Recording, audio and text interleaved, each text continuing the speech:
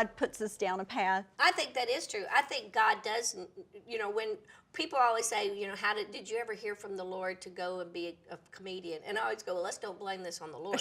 But what he does do is direct you. He'll shut a door. Right. So you kind of have to go this way, and then he'll move the path that way. And if you're just staying attentive to what's working, then you'll see, I think, sometimes the hand of God.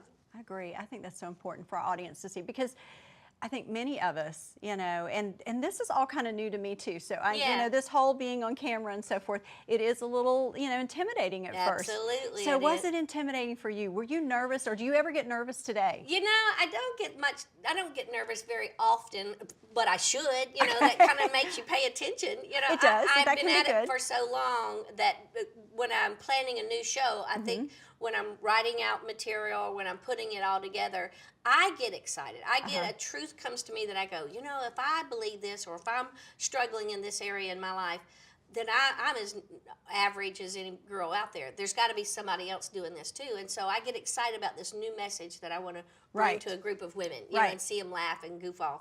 Where I do get nervous is when I know that my emotion is fragile. Right. And yet I still make a living as a comic, and so people bought a ticket to hear a laugh. Right. And I know that my emotion is fragile.